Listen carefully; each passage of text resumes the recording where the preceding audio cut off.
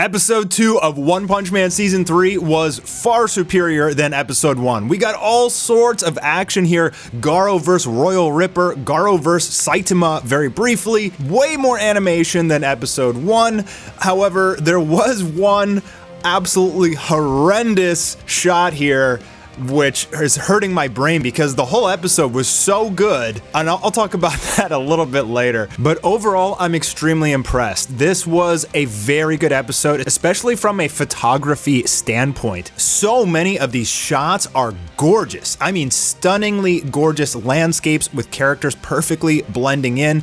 Everything so easy to digest with the eyes, all of the colors and everything, it's beautiful.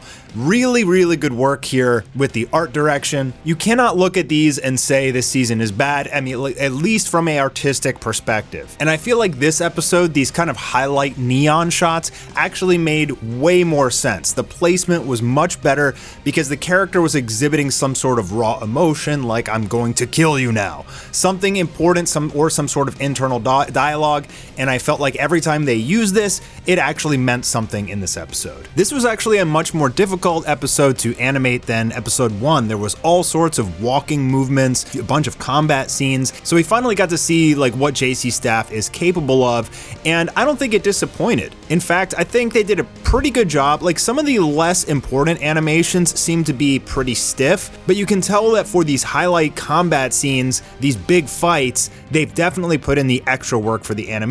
And honestly, that's what matters. People can pick on the still frames, the PNGs all they want, but in terms of when this season is complete, are people going to like and appreciate One Punch Man Season 3? Literally is all going to come down to the animation alone. That is the most important thing, and if the animation in the big fights is incredible, nobody's gonna care about these PNGs. All right, let's dive into the episode where Garou goes over to a restaurant to replenish himself. He is starving and he is thirsty, and he orders everything on the menu and goes to town. This dude like hasn't eaten in forever, and he's also monsterifying, so he wants meat more than anything, and he is just chowing down. And then he chugs a gallon of water and just slams that joint on the table like he just crushed someone in a drinking contest. We also see Saitama. He is eating at the exact same restaurant, and Fubuki walks in as Saitama just realized that he forgot his wallet and he has no idea how he's gonna pay for his lunch. So he had just ordered some French fries. Meanwhile, hentai director Shin Nagai gives us a close-up of Fubuki's chest as she's talking, because why not? And Saitama slyly offers her some of his French fries before he even takes one for himself. And if you know women, they cannot resist themselves around French fries. So Fubuki, she goes in, she starts eating one, and Saitama's like, holy crap, this trick is gonna work. And like the emotion behind Saitama is so funny. But then they start screaming that because he's planning on dine and dashing, but that's when the restaurant starts yelling that someone dine and dashed. And Saitama's like, wait, I haven't even left yet. But it turns out it was Garou. He doesn't have any money. He just ate everything and left. And Saitama says, oh, I'll go stop him. The perfect excuse to leave the bill for Fubuki. Then we get some really nice shots here. Again, these are beautiful shots. Just the whole production is incredibly pleasant to look at. Like in terms of the colors and the gloss, compositing, everything was done extremely well here. Phenomenal job here, way better than Season 2, on par with Season 1. In a lot of these cases, I'm very impressed. Okay, let's talk about the blunder, because this is really unfortunate. I can already see it going viral on Twitter by haters of One Punch Man. They'll use this one little scene, the one flawed scene, to justify the entire anime being bad, which is so foolish. Yes, this should have been animated a little bit better. Just dragging a PNG is never gonna look good. They gotta at least put some shadows or some like slight green dust for the grass coming off his feet as he slides down. You could at least add line boiling or some shading boiling to kind of give it a little bit of movement. This was a total fumble. It doesn't have to be some crazy animated scene. They just could have added a tiny bit of detail which would have made it feel more animated. Kind of like this scene, I mean, it's pretty much a still shot, but they added movement to make it feel animated and really pretty. I think they should have done the same here, and they really have to be careful about these kind of scenes because unfortunately they go viral a lot, and that's gonna hurt their brand as a studio. But honestly, in my opinion, that was the only bad scene in the episode. Everything else was gorgeous, and I really enjoyed this episode a lot, and I'm really excited for the next one because it appears that the animation is just going to get more and more intense as the stakes go higher in this anime. That's what it appears to be. It really seems like they put in most of the work for the fights because that's what people are going to care about the most. And it appears that way so far. We'll have to see as the future fights come, but we've seen from the trailer that Garou fighting Royal Ripper and Bug God is very well animated, so I'm very pumped. Also, Garou is only 18 years old, if you didn't know. He seems like he'd be mid-20s or something, but yeah, he's only 18. Saitama's 25. And speaking of which, Garou here bumps into Saitama after he rescues Terio, because Saitama wants to stop the Dine and Dasher, but he just warns him and then goes on to leave, to which Garou's like, wait, are you a hero? Like, I destroy heroes. What's your name? He says, Caped Baldy. So Garou thinks, this is a great opportunity to take out a hero, but little does he know, this man will become the ultimate opponent.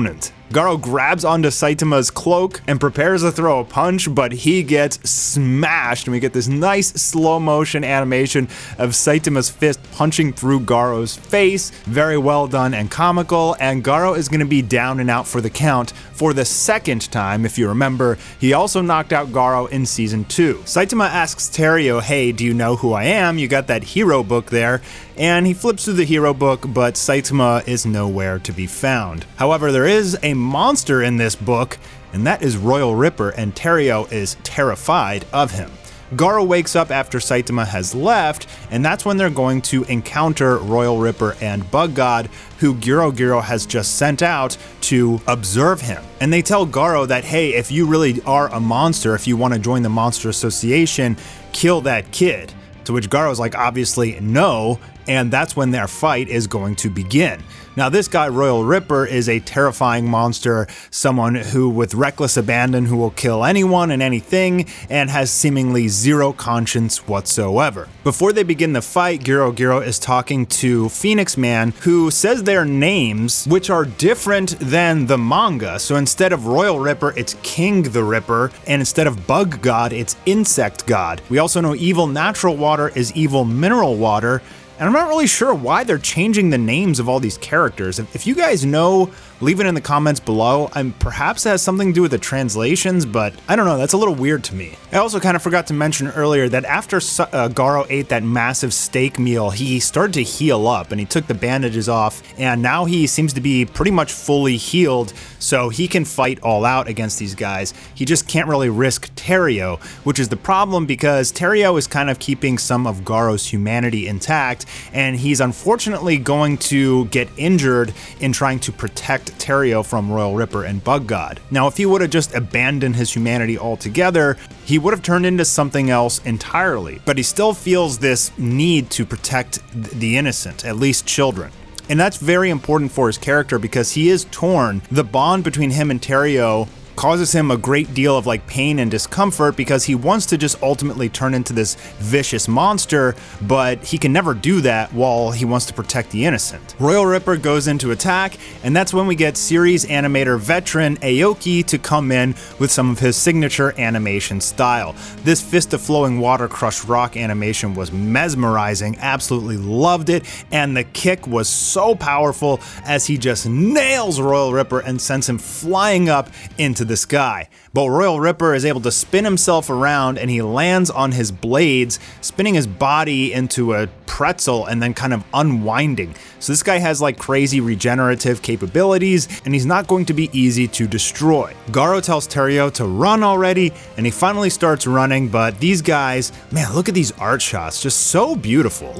You really have to just pause sometimes and take a look at these shots because they definitely took a long time to draw and polish to make it look so clean and so good. I honestly really appreciate it. I mean, the art director is phenomenal, the director of photography is phenomenal, and if anything, this episode was just beautiful. Bug God and Royal Ripper charge in as we get a nice Fist of Flowing Water Crush Rock animation here of Garou, who prepares for the battle that is about to come. Super pumped for that for next episode. And then finally here, we got Zombie Man, who who is going to find the House of Evolution. And what he finds is they've basically disbanded, and he bumps into Armored Ape, who is no longer armored. A bunch of great photographic shots here, which kind of set the tone for Zombie Man's investigation. They put a lot of work into his flowing cape, which looks really good. And he's gonna go inside and talk to Dr. Genus from episode 3 of season 1. And that's it for the episode, but amazing. I would give it probably like a 9 out of 10, with the exception of that sliding PNG down the hill. I think they did just about everything perfectly. I think they shocked me a great deal with just how beautiful some of these shots are. They obviously put in a lot of extra work into the important scenes. They were able to capture the comedy and the emotion, a huge step up from season 2, and it appears that they're only getting better as the episodes move forward. So I'm excited, and I want to know what you guys think in the comments down below. Let me know your thoughts, and we have a new manga chapter coming out Wednesday, so make sure you guys are subscribed with notifications enabled.